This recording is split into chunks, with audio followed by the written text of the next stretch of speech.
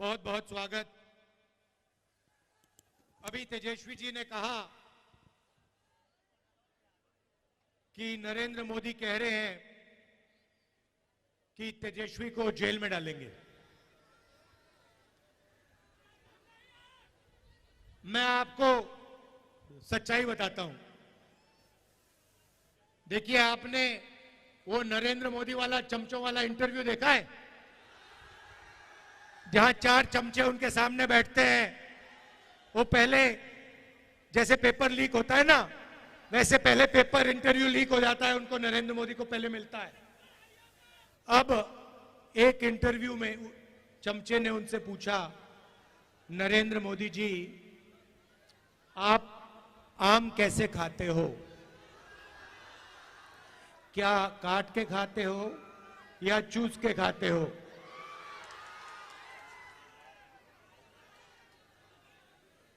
दूसरे ने पूछा, नरेंद्र मोदी जी, ये जो आप डिसीजन लेते हो, ये बड़े बड़े निर्णय लेते हो, ये आप कैसे लेते हो?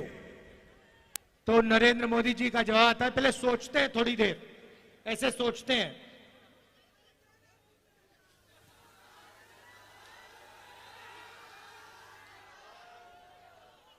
थोड़ा टाइम लगता है और फिर कहते हैं, ये जो निर्णय होते हैं इनको मैं नहीं लेता, ये परमात्मा लेता है। मुझे परमात्मा ने ऊपर से भेजा है, मैं बायोलॉजिकल नहीं हूं, मैं परमात्मा का मैसेंजर हूं, उनका काम करने आया हूं। ये उन्होंने पता है क्यों कहानी निकाली है, ये परमात्मा वाली? क्योंकि चुनाव के बाद जब वही ईडी के लोग नरेंद्र मोदी से अदानी जी के बारे में पूछेंगे तो नरेंद्र मोदी कहेंगे, मैं नहीं जानता, परमात्मा ने कहा था। मोदी जी, आप लंबे लंबे भाषण देना बंद कीजिए। आप देश को बांटने की कोशिश नहीं कीजिए। आप सबसे पहले देश के युवाओं को यह बताइए, बिहार के युवाओं को यह बताइए कि आपने हिंदुस्तान के युवाओं को कितना रोजगार दिया, कितनी नौकरियां दी। आपने 2 करोड़ युवाओं को रोजगार देने की बात की थी, आपने एक युवा को नौकरी नहीं दी। यहां हाथ उठा के दिखाओ भैया, बेरोजगार, ये बेरोजगार हाथ उठा के दिखाओ। ये है नरेंद्र मोदी का नतीजा, इनकी पॉलिसी का नतीजा कि हिंदुस्तान में युवाओं को रोजगार नहीं मिल सकता। ये पहले आपके अलग अलग रास्ते थे। सेना में आप जा सकते थे, पब्लिक सेक्टर में जा सकते थे, प्राइवेट सेक्टर में आपको रोजगार मिल सकता था। नरेंद्र मोदी ने नोटबंदी, जीएसटी लागू करके रोजगार के रास्ते बंद किए और सेना में अग्निवीर लागू करके जवानों को मजदूर बना दिया। तो मैं आपसे सबसे पहले यह कहना चाहता हूं, नरेंद्र मोदी कुछ भी कहें, 4 जून के बाद इंडिया की सरकार आने वाली है। अग्निवीर योजना को फाड़ के हम कूड़ेदान में फेंकने जा रहे हैं। यह नरेंद्र मोदी की योजना है। आर्मी इस योजना को नहीं चाहती है, ये ऊपर से थोपी गई है और हमारा पहला काम अग्निवीर योजना को ऐसे फाड़ कर कूड़ेदान में फेंकने का होगा। हम 2 तरीके के शहीद नहीं चाहते हैं। अग्निवीर योजना एक जवान को शहीद का दर्जा नहीं देगी और जो नॉर्मल तरीके से जवान बनेगा, जो अफसर होगा, उसे शहीद का दर्जा मिलेगा। अग्निवीर को पेंशन नहीं मिलेगी, दूसरे जवान को पेंशन मिलेगी। अग्निवीर को कैंटीन नहीं मिलेगी, दूसरे जवान को कैंटीन मिलेगी। ये अन्याय हम नहीं चाहते हैं, इसलिए अग्निवीर योजना को हम रद्द करने जा रहे हैं, खत्म करने जा रहे हैं। और जैसे पहले होता था वैसे ही हम एक बार फिर बिहार के युवाओं के लिए, बाकी प्रदेशों के युवाओं के लिए सेना में परमानेंट पेंशन वाली योजना चलाएंगे। जैसे पहले होता था वैसे ही होगा। अब भाइयों और बहनों, ये जो चुनाव है, ये संविधान का चुनाव है। ये पहला चुनाव है जहां बीजेपी के नेताओं ने कहा है कि हम इस संविधान को फाड़ के फेंक देंगे।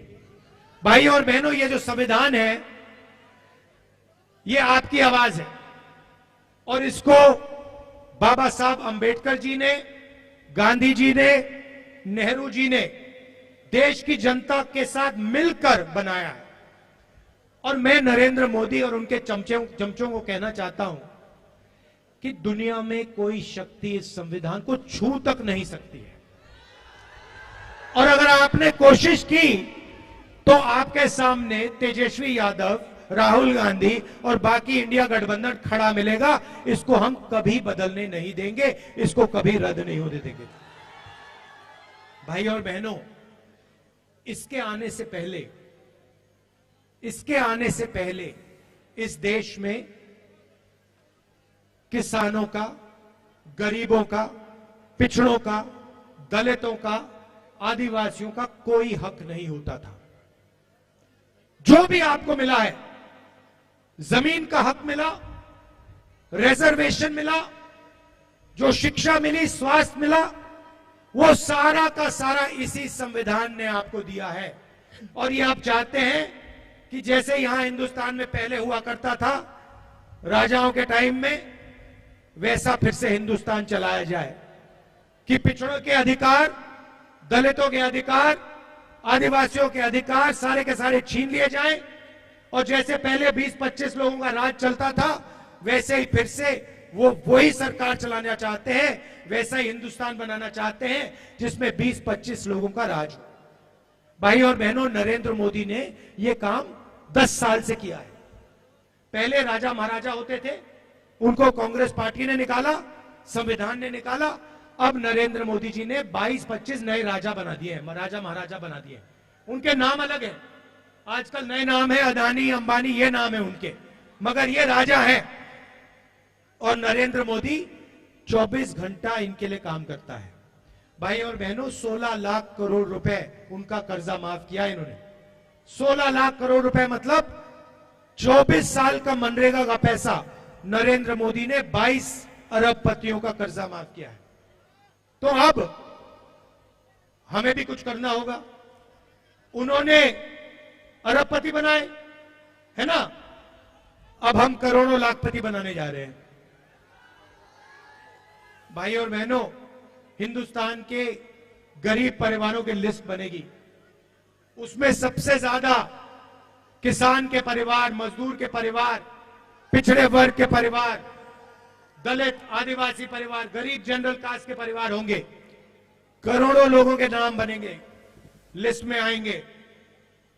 हर परिवार में से एक महिला का नाम चुना जाएगा। करोड़ों महिलाओं के नाम इस लिस्ट में आएंगे। 5 जुलाई को 8,500 रुपए इन करोड़ों महिलाओं के बैंक अकाउंट में ठगाक से हम डाल देंगे। और बात वहां नहीं रुकेगी भाई और बहनों। 5 जुलाई, 5 अगस्त, सितंबर, अक्टूबर, नवंबर, दिसंबर, जनवरी, फरवरी, मार्च, अप्रैल, मई, 5 तारीख को खटाखट 8,500 रुपए बैंक अकाउंट के अंदर। भाई और बहनों, साल का 1 लाख रुपया करोड़ों परिवारों के बैंक अकाउंट में हम डालने जा रहे हैं। खटाखट अंदर।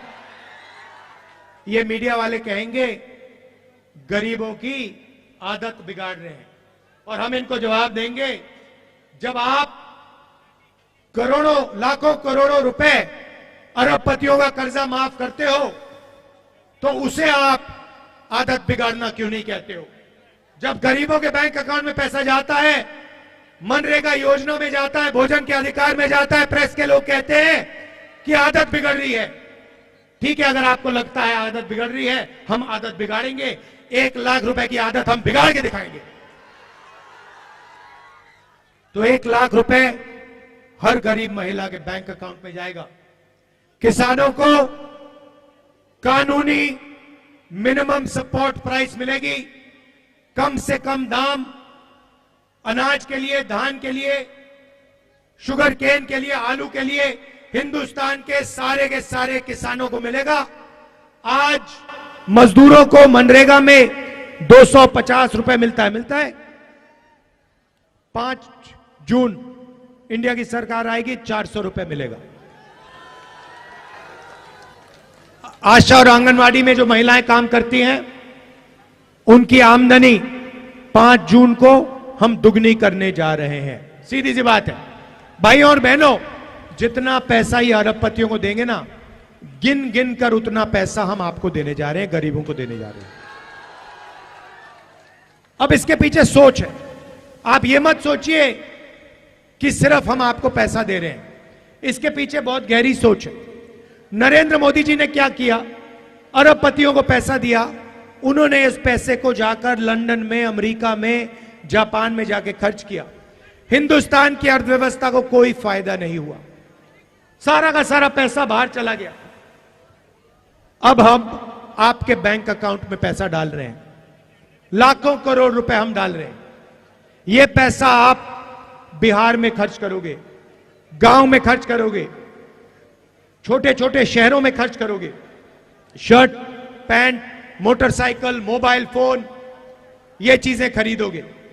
जैसे ही आपने ये माल खरीदना शुरू किया, वैसे ही जो फैक्ट्रियां नरेंद्र मोदी जी ने बंद कर रखी थी, वो सारी की सारी फैक्ट्रियां चालू हो जाएंगी। और उन्हीं फैक्ट्रियों में बिहार और हिंदुस्तान के बेरोजगार युवाओं को रोजगार मिलेगा।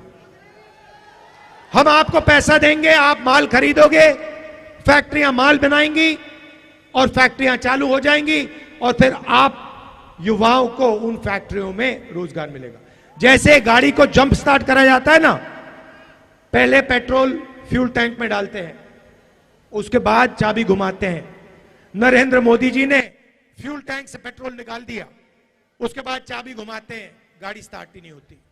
अब हम फ्यूल टैंक में पेट्रोल डाल रहे हैं, डीजल डाल रहे हैं, आपके बैंक अकाउंट में लाखों करोड़ रुपए डाल रहे हैं। जैसे ही हम चाबी घुमाएंगे, वैसे हिंदुस्तान की अर्थव्यवस्था चालू हो जाएगी, फैक्ट्रियां चालू हो जाएंगी, सच्चा मेड इन इंडिया हो जाएगा। अब सबसे मजे की बात मैंने आज अभी तक आपको नहीं बताई, महिलाओं की बात कही, अब मैं युवाओं की बात करना चाहता हूं।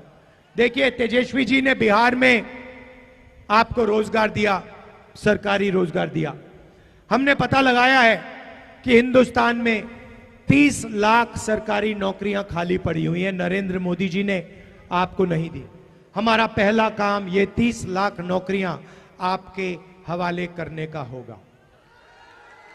जैसे इन्होंने यहां बिहार में किया, वैसे ही हम जाके नेशनल लेवल में करेंगे, लाखों नौकरियां आपके हाथ हम दे देंगे।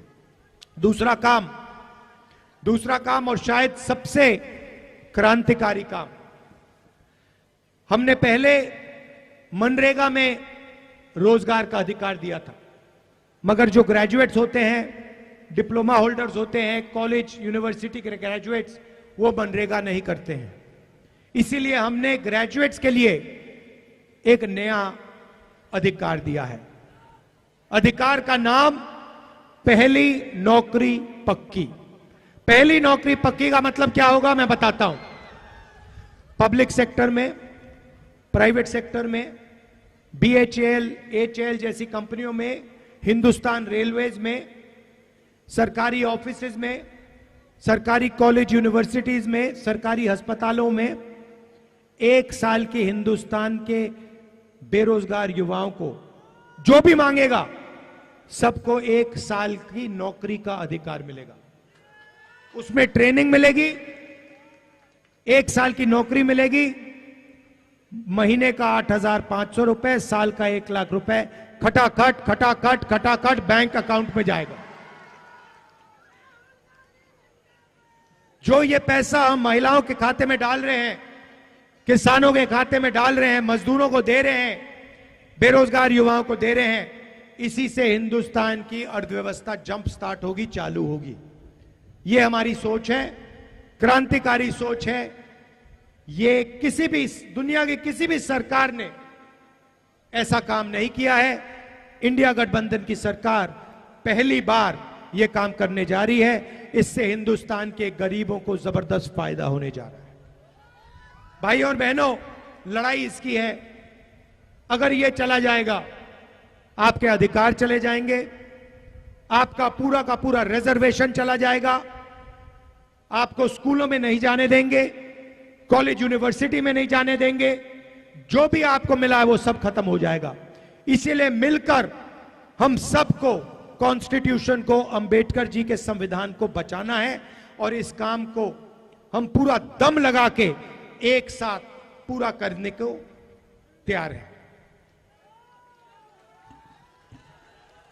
यहां पे हमारे प्रत्याशी हैं अंशुल जी, जरा आगे आइए, इनको भारी बहुमत से जिताइए और इंडिया गठबंधन के हमारे जो बाकी कैंडिडेट्स हैं उनको भी भारी बहुमत से जिताइए।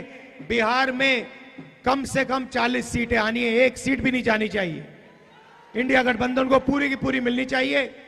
भाई और बहनों, तूफान आ रहा है उत्तर प्रदेश में और बिहार में, इंडिया गठबंधन का तूफान आ रहा है। मैं आपको बता रहा हूं, एक बात लिख के ले लो, नरेंद्र मोदी हिंदुस्तान के प्रधानमंत्री नहीं बनने जा रहे हैं, ये गारंटी करके ले लो। आप सबका दिल से बहुत बहुत धन्यवाद। नमस्कार, जय हिंद।